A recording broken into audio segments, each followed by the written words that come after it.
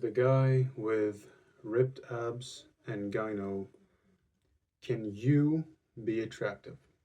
In brackets, the truth. I have gyno. I don't know if I still do. I mean, I rarely see it anymore, but I do still see it. That's basically something that 50% of guys develop, usually during puberty, and that's when you get boobs. You develop breasts, man boobs, basically. Now, mine isn't that severe, it's just the nipple itself, but still, before I started working out, it was a big problem. And I always thought, no matter how good I get, it's always gonna be there, just staring at me, telling me, you did all that work, and you're still a loser. And I bet that's how a lot of guys feel, or think that they will feel when they eventually start working out or just start bettering themselves. Truth is, that's not the case. But the question I asked in the beginning is, the guy with ripped abs and gyno, can you be attractive? I'm not going to answer that yet. But I did say it's not true about that it's over, according to the black pill, if you have a tiny flaw. It was difficult. It wasn't something I thought much about because I had deeper things going on, mental stuff and family stuff and hopelessness and all that stuff. So I didn't really pay attention to the the other flaw that I had, this flaw, because I had too many to count in my head.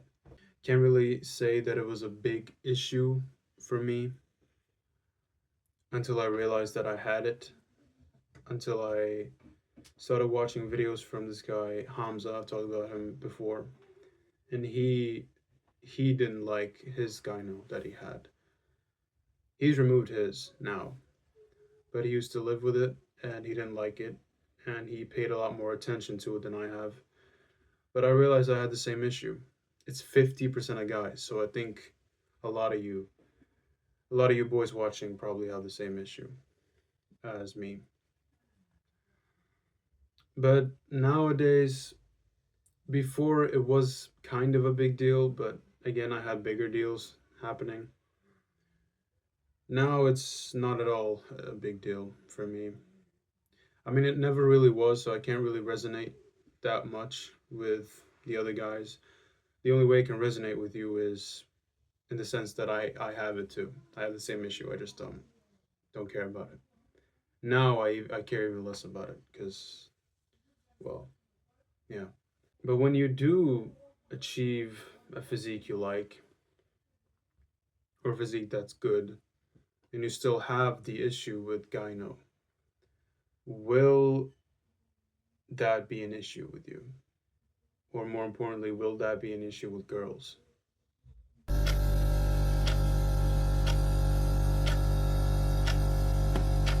If it's an issue with you, it'll be an issue with the girls, with others. Other people will recognize it, and I've talked about this before. The flaws you have, you see it, and then they all see it. You don't see it, they don't. And some people, the only people that will, in that case, will be others who have the same flaw, or others who are very, very insecure, that they can see a person's flaw before they see the person's, you know, pride, I guess, or whatever. Something they pride themselves in. And I use the analogy of, I wrote, would you care about your gyno when you have abs? Would you care if there was a broken glass cube on Burj Khalifa? I bet you know what the building is. It's a building, Burj Khalifa, the tallest one. If there was one broken glass on there, would you realize that there was? No. Now, obviously, the scale, the ratio of one broken glass compared to the whole building, compared, and then your physique and in ratio to your gyno is it's a different scale, obviously. But again, you can understand what I'm trying to say here. If you had gyno, but you have ripped abs, you have shoulders, you have, everything like that. You have a nice smile, you have, and I don't mean black pill like your teeth look good. Like when you smile, people light up, they become warm. Nobody will care about this unless you do. The only way anyone would notice the broken glass. Jeez. Come on man, jag filmar. Bäst för dig.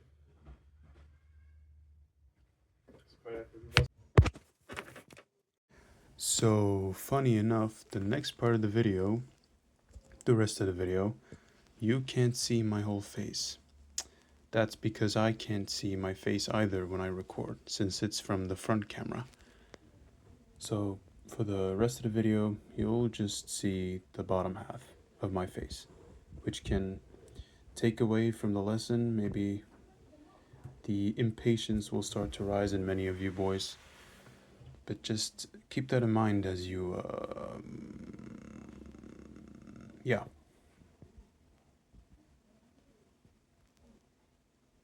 All right. All right, let's, I was rudely interrupted. Let's keep going. The only way anyone would notice the problem with the broken glass on the Burj Khalifa is if they had made a billboard on top of the building saying there's a broken glass. That's the only way anyone on the outside of the building would notice the glass. No other way. Same with this. If you have gyno, but you don't care, and you have so many other traits overshadowing this, you won't care about it. But if you have it, depends on how severe the situation is. Like if you have literal boobs like this drooping, then people will probably notice. But even then, there are many like kings and leaders of the townsfolk that have like big boobs, and nobody cares because, well, they're the king, you know. So, in other words, yes, you can be attractive. The guy with ripped abs and gyno, you can be attractive. The guy without ripped abs and gyno, yes, you can be attractive. 2 girls, to you, to other guys. Well, other guys, that's hopefully not the goal, but you know. But then there's a question, maxing out a flaw to hide. No, sorry, maxing out the rest to hide a flaw. Is that good? Is that mentally the right thing to do? Is there positive energy radiating from the idea of getting the good physique just to hide this? Is that really healthy? That's not why I started working out. I did it because it is difficult to do so. But it makes you feel good in a way that I'd never felt before. Because I didn't feel good in the moment, like I did with everything else I did. Everything else I did, I felt good in the moment, and then moments after doing the activity, I felt horrible. That's instant gratification. With working out, I felt it was painful when I was doing it. But then, later, I felt more relaxed. I felt like actually giving a real smile. Something that wasn't forced. I felt good about something I did after years of not feeling so. That's why I started working out. It wasn't to hide a flaw, it was just something that changed within me. The moment I consistently started doing something good, something difficult, was late 2024. It started during summer, but then it really caught on like as soon as August ended, September started. That's when things started clicking.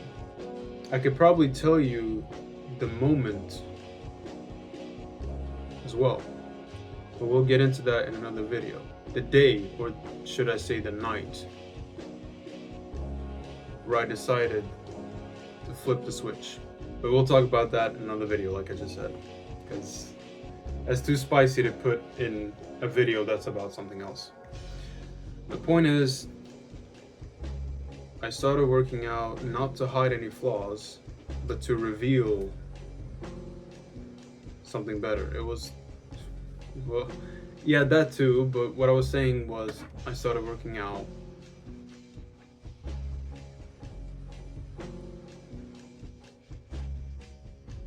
because I guess I had hope for the first time. And I think that's what you should start too. The problem doesn't go away, the gyno doesn't go away with ripped abs. It'll still be there. The problem doesn't even go away when you remove the gyno. If you were always insecure about it, and then you remove the gyno, you'll still see it. It's like the guy posing in front of the mirror with like the whole Greek sculpture dude looking in the mirror, right? And all he sees is the fat loser that he was years ago. That'll be you if you start working out to get rid of the flaw or to hide the flaw. So I don't recommend at all you start doing something good just to hide the bad or to escape the bad. Do the good because it's good. Do the good because you have hope, motivation. Going to the gym doesn't start with discipline. That's not what started it for me. I started watching a bunch of YouTube videos and then I got a bit motivated. And that's not the story I was talking about. That's the story I'll tell you later in another video. But yeah, part of it was just building up some motivation, doing it, liking it, and also removing some of the bad stuff I was doing. And by that, doing the hard stuff was easier. That's why I started working out, and it wasn't to hide the gyno. I still have the gyno. I just don't care for it. The only time I really thought about it is now. Lately, anyway. Obviously, sometimes when I look at it for too long, I'm like, oh yeah, there it is. Matter of fact, I'll show you. Hold on. Now again, as you can see, mine's not that big of an issue, but it's there. I'm not afraid to show you it either because I'm not insecure about it, but I have it. And I know some of you guys watching this video will probably be like, well, yours isn't that bad. You have nothing to complain about. Same as the people who are really short, who look at a taller guy being like, I wish I was this tall, and they're like, your situation isn't even that bad. Shut up, Or looking at the model that's like depressed, like, what the freak do you have to be depressed about? Shut up and go get girls. You have it easy, And I used to be one of those guys, looking at the models being like, you freaking piece of garbage. How dare you be upset, The black pill believes in being perfect. I believe in being better. Because a human can achieve perfection. That was the intention in the beginning. But then the devil happened, and then sin happened, and here we are. So you can't be perfect. Not in this world, anyway. You don't have to be. That's not what God wants for you. That's not what anyone wants for you, really. That's not even what you want for yourself. You just think so. Because of what other deceitful hearts have put out on the internet. Even if you, that's why I said, even if you remove the gyno, you still won't be happy. Because you want to be perfect. Because the issue was never the gyno, the issue was in here. And another thing I'll talk about in another video, that specific principle. Because the issue is deeper. It's an identity thing, it's a mindset thing. And even deeper than that, it's a spiritual thing. Every real Christian will know what I'm talking about. You don't have to be perfect. And I know it's cheesy, I know we've heard it billions of times. Yeah, I don't have to be perfect, but still I have gyno and I hate that, you know.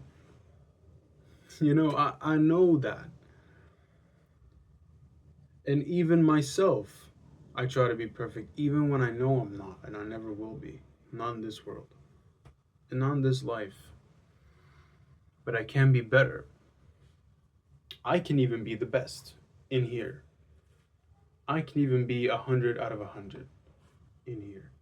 And then, eventually, to others, they'll think you are too.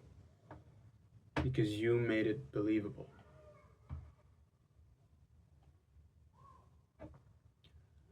Well, to conclude this video,